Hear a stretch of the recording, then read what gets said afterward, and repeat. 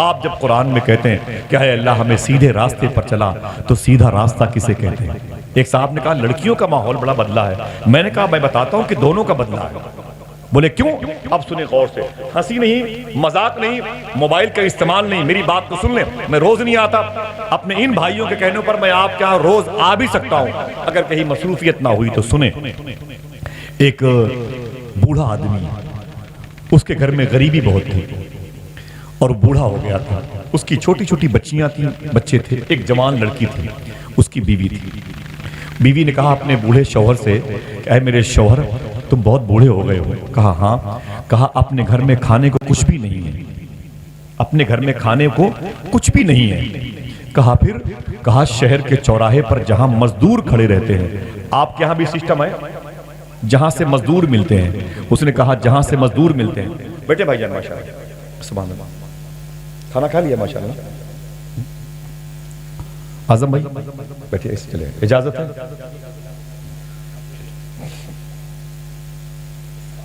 وعلیکم السلام ورحمۃ۔ مہمان لوگ تشریف لائے ماشاءاللہ، بیٹھے، اجازت اظہر بھائی آگے بیٹھے، میری بات کو سنیں۔ وہ کہتا ہے کہ میری بیوی کہتی ہے، آواز میری پہنچ رہی ہے؟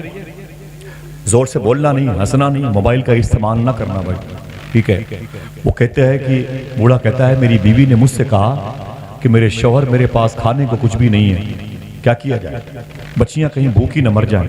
وہ چپلوں میں جو چمڑے لگے ہوتے نا، اسے نکال کر بھگو بھگو کے اپنے بچوں کو کھلاتی۔ میرے بچے کھانے کی باتیں سن کے منہ کھول دیتے ہیں، میرے بچے کھانے کی مہک سن کے تڑپ جاتے ہیں، کچھ کرو۔ تو بوڑھے شوہر نے کہا کیا کروں؟ تو بیوی نے کہا تم بھی شہر کے چوراہے پر چلے جاؤ اور جا کر کے وہاں پر مزدوری کرنے والوں کی لائن میں کھڑے رہو، شاید کسی کا گھر بن رہا ہو اور تمہیں اٹھا لے جائے۔ دن بھر مزدوری کرنا، 300-350 روپے ملیں گے، دال اور چاول کا انتظام ہوگا، بچے بھوکے نہیں مریں گے۔ جب شوہر صبح کو نکلنے لگا تو گھر میں 2 روٹی تھی۔ سنو، 600 روپے کلو کا گوشت کھانے والوں، کسی غریب گھر کی داستان بھی سن لو۔ اپنی بچیوں کو آوارہ چھوڑنے والوں، ہم بھی شامل ہیں اس میں بھائی، ہم اس سے الگ نہیں ہیں، ہمارا اشارہ صرف آپ نہیں، ہم اپنی طرف بھی کر رہے ہیں، ایرو ایئر بھی گھما ہوا ہے۔ سنیں، آج مسلمانوں کی لڑکیاں خنزیر کا گوشت کھانے والوں کی گود میں ٹہل رہی ہیں۔ نیند نہیں آتی میرے بھائی، دنیا دیکھتا ہوں میں کیا بتاؤں، دنیا دیکھتا ہوں۔ اللہ اکبر۔ وہ عورت کہتی ہے اپنے شوہر سے جا رہے ہو؟ تو بوڑھے شوہر نے کہا ہاں بیگم جا رہا ہوں، کام پر جا رہا ہوں، کسی نے بلا لیا تو کام کروں گا۔ تو بیوی نے کہا خالی پیٹ کیسے جاؤ گے؟ 2 روٹی گھر میں ہے، یہ سبزی ہے، اس کو لے کے چلے جاؤ۔ تو شوہر نے کہا یہ چھوٹے چھوٹے بچے کیا کھائیں گے؟ تو بیوی کہتی ہے میں انہیں تسلیاں دے دوں گا۔ شاعر کہتا ہے کہ بھوکے بچوں کی تسلی کے لیے ماں نے پھر پانی پکایا دیر تک۔ اللہ اکبر۔ شوہر چلا گیا، وہ چھوٹی سی ٹفن تھی، ٹفن سے مراد یہ کہ کپڑے میں لپٹی ہوئی 2 روٹیاں، وہ تھوڑی سی سبزی۔ شہر کے چوراہے پر وہ بوڑھا باپ چلا گیا اور چوراہے پر کھڑا تھا، صبح سے شام تک کھڑا تھا۔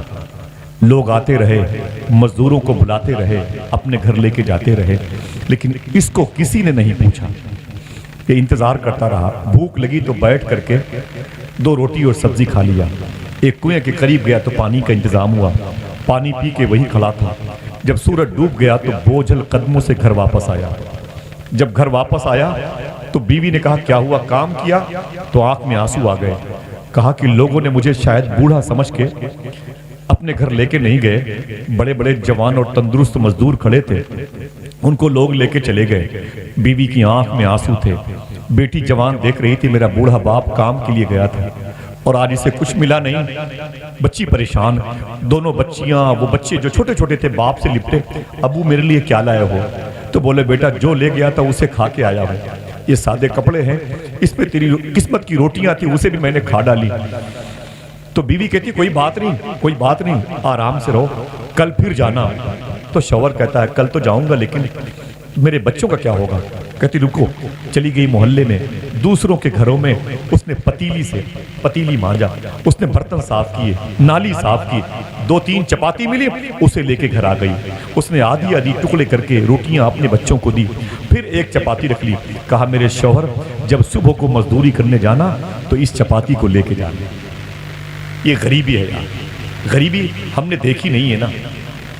ہم نے دیکھی نہیں، جو چاہا وہ مل گیا، برگر چاؤمین کیا چاہیے سب انتظام ہے، سب آن لائن بھی آ جا رہا ہے، ہم نے غریبی دیکھی نہیں۔ شاعر کہتا ہے اعظم بھائی کہ یہاں تک زندگی لے آئی مجھ کو کہ یہ کشکول بھی مانگا ہوا، یہ مفلسی کا شعر، یہاں تک زندگی لے آئی مجھ کو کہ یہ کشکول بھی مانگا ہوا۔ ایک ریوا کا شاعر کہتا ہے کہ دیکھنا ہے اسے پڑھتے ہیں یا کھاتے ہیں غریب، میں نے ایک روٹی پہ لکھ کر کے غزل بھیجی۔ ایک شاعر کہتا ہے کھلونوں کی دکانوں راستہ دو، میرے بچے گزرنا چاہتا۔ قیصر الجعفری کہتا ہے گھر آ کے بہت روئے ماں باپ اکیلے میں، مٹی کے کھلونے بھی سستے نہ تھے میلے۔ یہ غریبی ہے۔ وہ کہتا ہے جب میں صبح کو نکلا تو میری بیوی نے پھر وہ ایک چپاتی مجھے دی، کہا جاؤ کام کرنا، تھک جانا تو ایک چپاتی کھا لینا۔ وہ کہتا ہے میں دن بھر کھڑا تھا، پھر کسی نے مجھے پوچھا نہیں، ایک چپاتی کھا کے میں پریشان تھا۔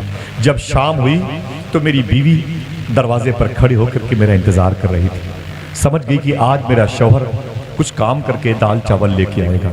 جب اس نے میرے پیر کا بوجھ دیکھا تو سمجھ گئی دل ٹوٹ گیا۔ میری بیوی کے آنکھ سے آنسو نکلے، دوپٹے بھیگتے چلے گئے۔ میری بچی بھی اپنی ماں کی آنکھوں سے نکلنے والے آنسوؤں کو دیکھتی رہی۔ جب تیسرا دن آیا تو پھر میری بیوی دوسروں کے ہاں گئی، چولہا برتن کر کے 2 چپاتی لے کے آئی۔ ایک چپاتی کے 4 ٹکڑے کیے، خود کھایا، ایک بیٹی کو اور 2 بچوں کو دیا، اور ایک روٹی میرے لیے اس نے دے دی۔ کہا جاؤ میرے شوہر نمک کے ساتھ روٹی کھا لینا، دوپہر میں کہیں مزدوری مل جائے تو محنت کرنا، 4 پیسے ملیں گے۔ وہ کہتا ہے ہائے افسوس کہ آج میں پھر گیا تھا اور پھر دن بھر میں کھڑا تھا، کسی نے مجھے مزدوری کے لیے چنا نہیں، انتخاب نہیں کیا۔ کتنے دن ہوئے؟ کتنے؟ زور سے بولے۔ 3 دن ہوئے۔ وہ بیوی کہتی ہے سب گھر میں کھانے ختم ہو گئے، کچھ بھی نہیں تھا۔ وہ محلوں کے گھروں میں جاتی تھی تو کچھ انتظام ہو جاتا تھا۔ جب تیسری رات آئی تو بوڑھا کہتا میں گھر آیا تو میری بیٹی مجھے دیکھ کے رونے لگی، بولے ابو آپ 3 دن سے کہاں جاتے ہیں؟ میں نے کہا بیٹی تم لوگوں کو زندہ بچانے کے لیے تمہارے کھانے پینے کا انتظام کرنا چاہتے ہیں۔ اللہ اکبر۔ بیٹی بولی پھر کیا ہوا؟ تو باپ کہتا ہے بیٹی سنیں بیٹا، بہت توجہ سنو، بہت مجھ پر احسان ہوگا آپ سب کا، سن لیں۔ بیٹی کہتی ہے پھر کیا ہوا؟ باپ کہتا ہے مجھے بوڑھا سمجھ کے کوئی بلاتا ہی نہیں ہے، مجھے کمزور سمجھ کے کوئی توجہ نہیں دیتا ہے۔ اتنا سنا تو میری بیوی اپنی چارپائی پر چلی گئی۔ میری بیٹی، وہ کہتا رات بھر میری بیٹی روتی رہی، رات بھر سوچتی رہی اگر 2-3 دن اور میرے گھر میں کچھ نہ آیا تو کہیں ایسا نہ ہو کہ میرا باپ بھی مر جائے، میری ماں بھی مر جائے، میرے چھوٹے چھوٹے بھائی بہنیں یہ مر جائیں۔ رات بھر وہ لڑکی کہتی ہے میں تڑپتی رہی۔ اب سنو، اس نے رات میں ایک پلان بنا لیا۔ اعظم بھائی وہ کہتی ہے لڑکی کہ میں نے رات میں ایک پلاننگ کر لی۔ سنو اسرار الکلا کی اس مبارک مجلس میں بیٹھنے والوں، بڑے ادب سے سنو، شاید یہ بات تمہارے دل کو ہلا دے، شاید یہ بات تمہارے دل کی تبدیلی کا سبب بن جائے۔ بیٹے کوئی بات نہیں، شاید یہ بات تمہاری عظمت رفتہ کو پھر سے واپس لوٹانے میں سود مند ثابت ہو جائے۔ بہت ادب سے سنیں میری بات۔ وہ کہتی ہے لڑکی کہ میں پریشان تھی، رات میں نے ایک پلان بنا لیا۔ کہا وہ پلان کیا ہے؟ صبح کو اٹھی، میں نے اپنی ماں سے کہا آج میری سہیلی کے گھر میں ایک شادی کی تقریب ہے، اگر کہو تو چلی جائیں۔ ماں نے کہا بیٹی چلی جا۔ وہ کہتی میں نے نہایا، خوب قیمتی صابن کریم جو بھی تھا لگایا، نئے کپڑے میں نے پہنے، اپنے بالوں کو میں نے خوشبوؤں سے معطر کیا، لباس میں خوشبو لگا، بڑے اہتمام کے ساتھ سج سنور کی لڑکی کہتی ہے شادی نہیں تھی، میں نے جھوٹ بولا، میں گھر سے باہر نکل گئی۔ شام تک وہ لڑکی نہیں آئی۔ سنیے مجلس میں رہنے والے، اگر دل کہے تو رکھ لو، ورنہ بہت پوری دنیا ہے مجھ جیسا کتا آدمی بہت دیر تک کسی اور منڈی میں بھوکتا رہے گا۔ وہ لڑکی کہتی ہے میں شام تک گھر نہیں آئی، سورج ڈوب گیا تو میں اپنے گھر میں آئی۔ جب وہ دروازہ کھولا لڑکی نے تو دھڑام سے دروازے کے سامنے چارپائی پڑی تھی، ہائے میرے باپ، ہائے میرے باپ کہہ کے وہ لڑکی چارپائی پر گر پڑی۔ باپ اندر سے کمزور بدن کا نکل کے باہر، بیٹی کیا ہوا؟ ماں بھی نکل کے آ گئی، بیٹی کیا بات ہے؟ پانی کے چھینٹے مارے گئے، بیٹی کے چہرے پر ہوش کے اثرات ظاہر ہوئے۔ کہا بیٹی اٹھ کے بیٹھو، بات کیا ہے، بات کیا ہے؟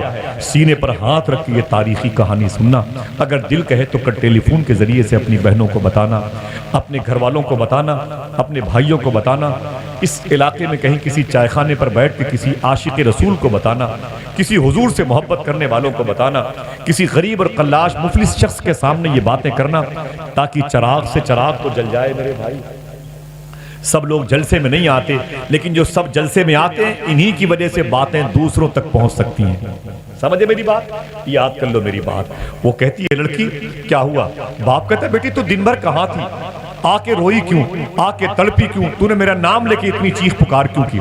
لڑکی اٹھ کے بیٹھ گئی۔ اب سنو آپ، سب کے گھر میں چھوٹی چھوٹی بہنیں ہوں گی، جوان بھی ہوں گی ماشاءاللہ، شادی وغیرہ کی تقریب ہے، اللہ سب کی بہنوں کے قدم میں برکتیں عطا فرمائے، سب کو حضور کی بیٹی مخدوم کائنات کے نالین کا صدقہ عطا فرمائے۔ سب کی آواز آمین کی نہیں آئی؟ ہاں، یہ دعا کی قبولیت کی جگہ ہے نا بھائی، دل سے بولے اللہ قبول فرما لے۔ بہنوں سے پیار کیا کرو، بہنوں سے محبت کیا کرو۔ حضور نے اپنی سگی بہن ماں امی حلیمہ کے رشتے سے مخدومہ شیمہ سے بڑی محبت کی۔ سبحان اللہ۔ سنیں آپ، باتیں سمجھ میں آپ کو آ رہی ہیں؟ کہانی آگے جا رہی ہے۔ وہ لڑکی کہتی ہے ابو بیٹھو، باپ بیٹھ گئے روبیل بھائی، اور بغل میں ماں بیٹھ گئی، لڑکی بیٹھ گئی، لڑکی رو رہی ہے۔ باپ کہتا ہے بیٹی بول تو صحیح، تو کہاں گئی تھی؟ لڑکی کہتی ہے کیا بتاؤں؟ ماں کہتی ہے اس نے صبح مجھ سے کہا تو میں سہیلی کے شادی میں جا رہی ہوں۔ باپ کہتا ہے جھوٹ بول رہی ہے، میری بچی شادی سے نہیں آ رہی ہے، میری بچی کا دل بڑا ٹوٹا ہے، بول میری بیٹی میٹر کیا ہے، بول بات کیا ہے، مدعا کیا ہے، بول بول۔ تو لڑکی رو رہی ہے۔ بہت دیر کے بعد اس نے کہا ابو 3 دن ہو گئے آپ کے نحیف اور کمزور بدن کو گھر میں شام کو آتے ہوئے دیکھتے ہوئے۔ ابو 3 دن ہو گئے ماں کی آنکھوں میں بھوک کی وجہ سے آنسو دیکھتے ہوئے۔ میں نے دیکھا ہے کہ ماں جو اپنے حصے کی روٹی ہے نا وہ چپکے سے دوپٹے میں رکھ لیتی ہے، اور جب میں سو جاتی ہوں تو ماں ہمارے چھوٹے چھوٹے بھائیوں کو اٹھا کے ان کے منہ میں ڈال دیتی ہے۔ میری ماں کئی دن سے کھائی نہیں ہے، اور میرے باپ ایک چپاتی کے دم پر میری ماں نے تجھے زندہ کر رکھا۔ میرا گھر اجڑنے والا ہے، میری ماں تجھے بھی موت آ جائے گی، میرے باپ غریبی سے تو بھی مر جائے گا، یہ میرے چھوٹے چھوٹے بھائی بہن یہ مر جائیں گے ایڑیاں رگڑ رگڑ کے۔ بیٹی بول تو دن میں کہاں تھی، یہ بتا، یہ بات چھوڑ۔ لڑکی کہتی ہے میں نے رات میں رو رو کے تکیہ بھگو دیا ہے، میں نے کہا اے میرے مولا میں کسی کام کی ہوں تو مجھے اس کام پہ لگا دے، مجھے اس کام پہ لگا دے تاکہ میں اپنے بال بچوں اپنے بھائی بہنوں کے کام آ جاؤں، اپنی ماں اور اپنے باپ کی زندگی کا سامان بن جاؤں۔ تو کہتے کوئی راستہ نظر نہیں آیا، پھر کہتے ہیں مجھ پر شیطان حاوی ہو گیا۔ وہ لڑکی کہتی ہے مجھ پر نفس غالب آ گیا، مجھ پر حمزات پہ قبضہ ہو گیا، مجھ پر شر نے قبضہ کر لیا، اللہ کی رحمتیں مجھ سے روٹ گئی۔ اے میرے باپ میں نے رات میں ایک فیصلہ کر لیا، میں نے آئینے میں دیکھا تو میرے ہونٹ بڑے پیارے تھے، آئینے میں دیکھا تو میرے رخسار بڑے پیارے تھے، میرا حسن بڑے کام کا تھا، میں نے دیکھا تو میری نازک نازک یہ نرم کلائیاں بڑے کام کی تھیں۔ بس میں نے سوچا عزت سے تو اپنے ماں باپ کو میں پال نہیں سکتی، اب اگر میں اپنے مقصد میں کامیاب ہو گئی تو میرا مقصد یہی ہے کہ میں اپنے جسم کو بیچ دوں، میں اپنے جسم کو عیاشی کرنے والوں کے حوالے کر دوں، جسم کے خریداروں کے حوالے میں اپنے آپ کو وقف کر دوں، اس کے بدلے میں جو پیسے ملیں کم سے کم میرے باپ اور میری ماں میرے بھائی بہنوں کی لائف تو بچ جائے گی۔ باپ کہتا ہے پھر کیا ہوا بیٹی؟ تو بیٹی کہتی ہے ابو میں بن سور کے نکلی، ماں سے میں نے کہا ایک شادی میں جانا ہے، مجھے شادی میں نہیں جانا تھا، غریبوں کو کون پوچھنے والا ہے؟ کون ہے غریبوں کا پوچھنے والا؟ کوئی شادی نہیں تھی میرے باپ۔ پھر کیا ہوا؟ بیٹی کہتی ہے ابو میں تیار ہو کے گئی۔ کہاں گئی؟ ابو گئی اس شہر کے اس ایریے میں گئی جہاں پورے شہر کے ٹپوری لوگ، عیاش لوگ، شراب پینے والے، نشہ کرنے والے، افیم چرس کا استعمال کرنے والے، وہ لڑکے لڑکیوں کی عیاشیوں کے اڈوں کا مرکز۔ میرے باپ میں وہاں چلی گئی، باپ کانپنے لگا، بولا بیٹی بول اس کے بعد کیا ہوا؟ وہ لڑکی کہتی ہے میرے باپ میں اس جگہ پہ جا کے کھڑی ہو گئی، میں نے دیکھا وہاں بہت ساری لڑکیاں تھیں جن کے جسم سے لباس اترے ہوئے تھے، بہت سارے لڑکے نشے میں تھے، وہ جسموں سے کھیل رہے تھے، گناہ کے سارے سامان تھے، وہیں پر میں نقاب پہن کے جا کے کھڑی ہو گئی۔ مجھے میرے باپ تیرے بڑھاپے کی یہ لکیریں چہرے کی یاد آتی نہیں، مجھے میری ماں کی وہ دھستی ہوئی آنکھیں یاد آتی نہیں، میرے بچوں کے ایڑیے کے رگڑنے کی آواز یاد کی، بس میں وہیں چلی گئی. میں نے نقاب کی پٹی ہٹائی اور میں نے ان لڑکوں کی طرف دیکھنا شروع کیا.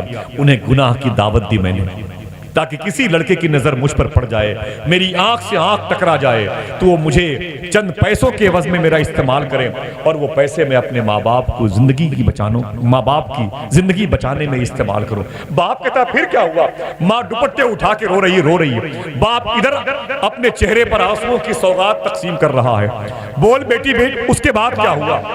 بیٹی کہتی ہے میرے باپ, میں بہت دیر سے اپنی آنکھوں کو کھول کر کے کھڑی تھی, کسی لڑکے نے میری طرف دیکھا نہیں. پھر میں نے پورا نقاب ہٹا دیا, پورے چہرے کو ہٹا دیا, میرا چہرہ پورا کھل گیا. شاید ان کو میری آنکھوں کے حسن کی گہرائی کے بارے میں علم ہو, شاید ان کو میرے رخسار کی چمک کی عظمت کا پتہ چل جائے, شاید ان کو میرے نرم نازک ہونٹ کی عظمت سے واقفیت ہو جائے, میری پیشانی کی چمک کے سمندر میں یہ لڑکے ڈوب جائیں. کہتا پھر کیا ہوا؟ لڑکی کہتی ہے کسی نے میری طرف دیکھا نہیں. پھر لڑکی کہتی ہے میرے باپ, میں نے نقاب اتار دیا, میں نے دوپٹے اتار دیے, اپنے بالوں کو میں نے لہرانا شروع کر دیا. سارے لڑکے ایک دوسرے سے بری باتیں کر رہے تھے, لڑکے لڑکیاں ایک دوسرے سے الجھے ہوئے تھے, نشے کی گود میں سب کے سب چلے گئے تھے, گناہ میں ڈوبے ہوئے تھے. لیکن میرے باپ میرے بکھرے ہوئے بال کی طرف بھی کسی نے نظر نہیں ڈالی ہے, نہ کسی نے میرے رخسار کی طرف دیکھا, نہ کسی نے میرے لب کی طرف دیکھا, نہ میری کسی نے جھیل جیسی آنکھوں کی طرف دیکھا. بولے پھر؟ لڑکی کہتی ہے میرے باپ, میں صبح سے شام تک کھڑی تھی, دعوت گناہ دے رہی تھی, ان کو گناہ پر اکسا رہی تھی, میں لڑکوں کے آگے پیچھے جا کے بتاتی تھی ارے ادھر دیکھو, ادھر حسن تمہارا انتظار کر رہا ہے. لیکن کسی لڑکے نے میری طرف توجہ نہیں دی, میری طرف توجہ نہیں دی, میری طرف توجہ نہیں دی. باپ میں تھک ہار کے ابھی آپس اسی عیاشی کے اڈے سے سیدھے واپس آ رہی ہیں. اتنا سنا تو باپ نے رب کا نام لیا چیخ کر کے, سیدھے مصلی رکھا تھا اس پہ دھڑام سے گر گیا, جا کے سجدے میں بہت رویا. اس نے کہا اے میرے پروردگار عالم, مجھے غریبی عطا ہوئی ہے لیکن ایمان تو سلامت ہے, میرے دل میں حضور کی محبت تو سلامت ہے. اے میرے مولا, تو نے غریب کی غریبی کا بھرم باقی رکھا ہے, میرے ٹوٹے ہوئے سجدوں کی تو نے آبرو بچا لی ہے. اے میرے مولا, تیرا فضل ہے, تیرا شکر ہے, تیرا کروڑوں کروڑوں احسان ہے میرے مولا, تو نے فضل فرمایا, تو نے فضل فرمایا, میری پاک بچی کی عزت سلامت رکھی ہے. بہت دیر کے بعد جب رو کر کے آنسو پوچھ کر کے اٹھا تو کہتا ہے بچی تو نے کیا کہا؟ تو لڑکی کہتی ہے ابو, صبح سے شام تک, اب یہاں سے لے کے وہاں تک, آخری صف تک کے لوگ, یہ علماء اور یہ شورا اور آپ سب اس بات کو لے کے گھر جاؤ, خدا کے واسطے بتاؤ بہن بیٹیوں سے کہ اسلام تمہیں اگر سیدھے راستے پر چلنے کے لیے اکساتا ہے تو اللہ کی طرف سے پھر انتظام کا واٹر پروف ایک لباس بھی تیار کیا جاتا ہے تمہارے لیے. اللہ اکبر. وہ کہتا ہے بول میری بیٹی, تم نے ابھی کیا کہا؟ لڑکی کہتی ہے میرے باپ, کسی لڑکے نے میری طرف بری نظر سے دیکھا بھی نہیں. اس لڑکی کا باپ کہتا ہے میری بیٹی, تجھے بری نظر سے کوئی کیوں دیکھتا؟ آج تک میں نے کسی کی بیٹی کو بری نظر سے دیکھا ہی نہیں ہے.